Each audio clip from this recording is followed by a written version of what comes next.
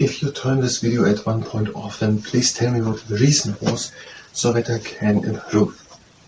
Otherwise, I'd welcome. I'm trying to learn international studies, today Costa Rica, and after we've done that, we're going to do hip training. And if you participate in the hip training, that is at your own risk. Costa Rica. In 1948, the book is from 1978.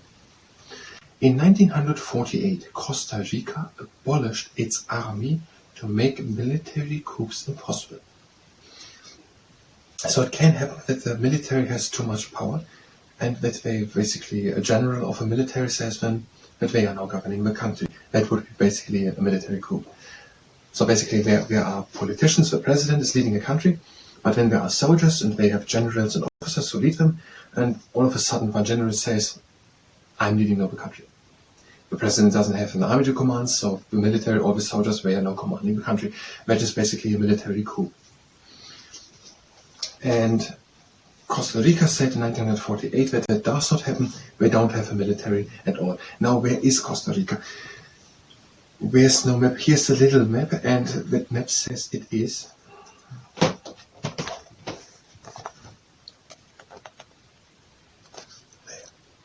at the south end of North America.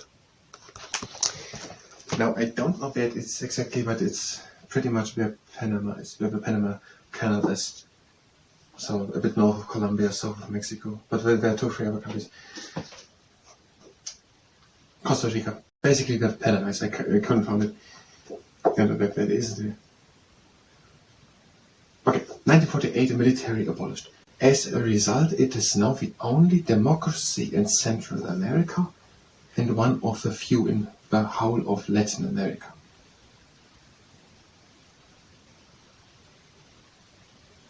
Okay, during the 70s, when this book was written, they saying it is the only democracy in Central America, but where all the other countries had military coups when it were the 70s at that time, and also in Latin America. Not only do a number of parties compete for political power, but to prevent corruption, the state pays their electoral expenses.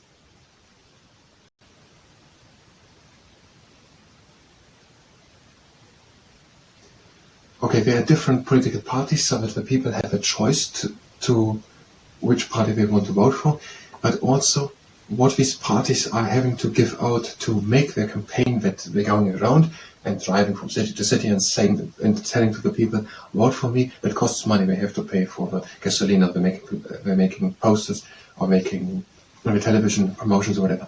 So it costs all money, and that money do they get from the state, so that they don't so easily getting corrupted. There are lowland areas on both the Pacific and the Caribbean coasts of Costa Rica, but most of the country consists of mountain chains that run northwest to southeast and reach heights of 4,000 meters. Northwest to southeast. Northwest to southeast.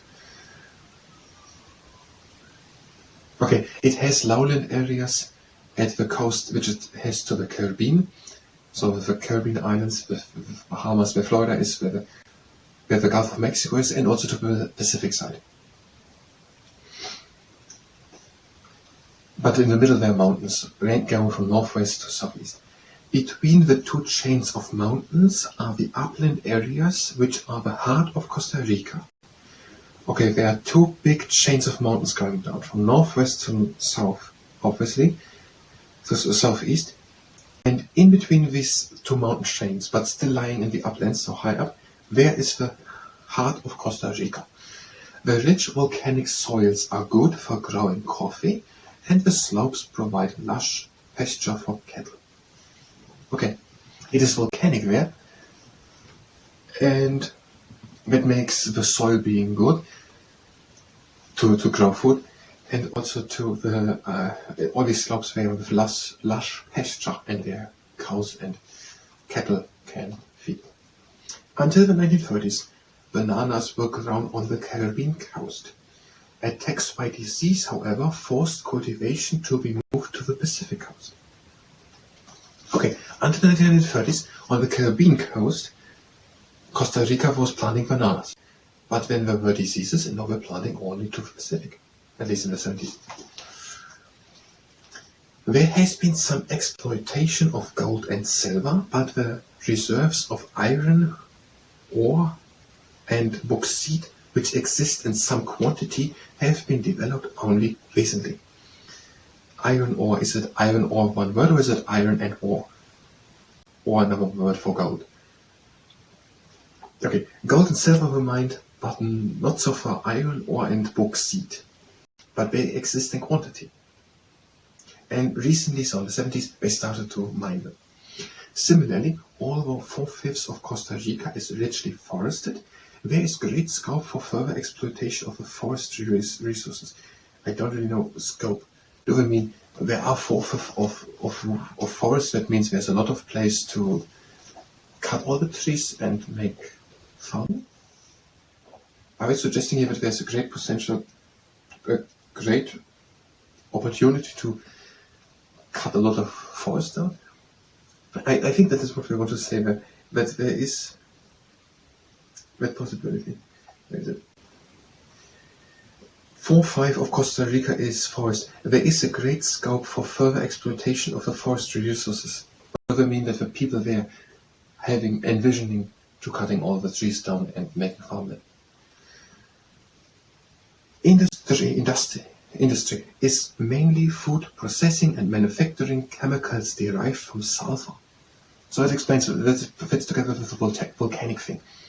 Okay, they're making chemicals from sulfur and food processing. And they're growing bananas at the west coast. And there's gold and silver mining, and maybe recently also iron ore and bauxite. More than 80% of Costa Ricans are white. Costa Rica has had a white majority for centuries. The native Indians were unable to resist European diseases in the 16th century and have never recovered their numbers since. There are a few pure-blooded Indians and also some black people, but most of the non-white population is of mixed white and Indian, and is Indian. The population is increasing by over 4% a year, but Costa Rica retains the highest standard of living and the highest literacy rate in Central America.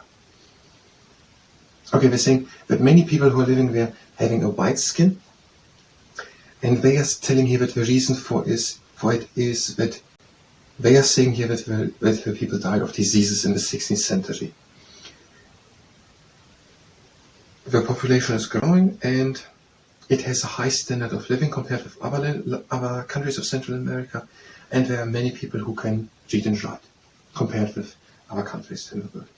Although the name Costa Rica means the rich coast in Spanish, it was a poor and underpopulated part of the Spanish Empire from 16th to 9th century, because most people have died from diseases, as we just wrote here. Okay, it has this name Costa Rica, which is Spanish for rich coast. After it became independent in 1821, it was ruled by a series of dictators. Since 1902, however, it has had a reasonably stable democratic system.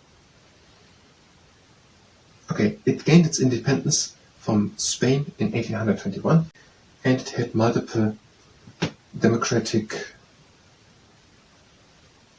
governances since 1902. It has an area of 50,000 square kilometers. Now we're having Cuba as a little example next to it. Cuba is 100,000 square kilometers. So half the size of Cuba. But I can't find it on the map. And population 2 million in 1976. Capital is San Jose. The flag is blue, white and red horizontal stripes. The flag is blue with white and red horizontal stripes. So blue and then white and red stripes. Okay, that was the part in international studies to Costa Rica. We're going to come back in the next part when we gather the information together, which are useful, and making then a presentation out of it. and from memory. So that means we're going to do a second part to Costa Rica. If you were here for international studies, you can go directly to the next part of international studies. If you stay here and participate in the hip training, then is that your homework. We're starting with a rooting 3. Feet are together and open with the toes to one side, and with the other toes to the other side. Then with the heels and the other heels. Toes, toes, heels, heels, toes, heels, heels, as far as you can. And then again, toes, toes, heels, heels. But now stay with the head on the same level, so go into the knees. And up again. And now pie and pilcrow exercise. One leg up, breathe in. Breathe out, bring the leg to the side. Breathe again in. Out leg into the middle and down. The other leg up, breathe in. Out the leg to the side. Breathe again in. Out into the middle and down. And now, stand good and lift one leg to the side up. Again, you don't have to bring it too high. Just out and again in. Let's do it one more time. Now with the other leg. Outside. One more. Now, one hand on tummy, one on lower back, and now lift the leg in a straight line up with a flexed foot. And try to bring the leg higher.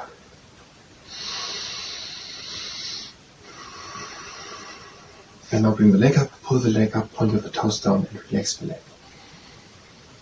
Other leg. One hand on tummy, one on lower back, and lift the leg up. Control the hands that you don't fall back. Try to bring the leg high.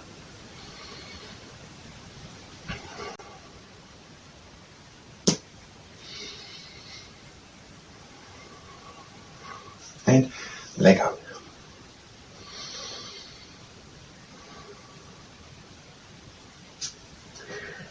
And now, I don't know exercise.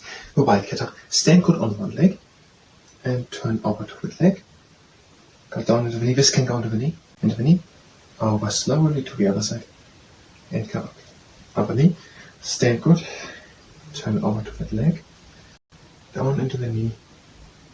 Turn over to the other side. And come up. And the pipette. Don't do this exercise if you're pregnant. One toe points to the outside. The other one is with the heel on the ground. And lift the heel off the ground and place it again onto the ground.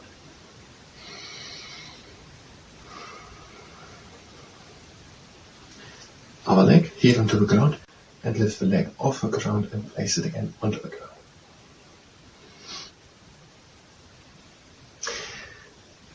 And now, the illusionistic down sit. The toes are pointing to the outside, have a bit more than an ulnar length of space between the heels. Breathe in and lift the arms up. And now breathe out and sink down. But then go down with the hands and with the back up. And come again with the round back slowly up. And let the top backwards, shoulder. Again, breathe in and lift the arms up. Breathe out and sink down. Hands onto the ground. Lift the back up. And come slowly with the round back up and make it the top backwards, shoulder. And now, stand good. And bring your one leg back like that. Stand good. And bring it slowly back. And the arms to the side. And bring the leg slowly back. And the last one. And now again back. And then when you come in, pull the leg in. Again out and in. And with the other leg. Stand good and bring the leg back. The arms to the side. And again. And now back with the leg, but now pull it in, stay down, and out, in. And the legs wide apart, breathe in, down, and breathe again out, again in, out, one more round, breathe in and come down, and breathe out, in and up, out and down, breathe in and close the legs again. And come up again. That was the training. I thank you very much and until next time.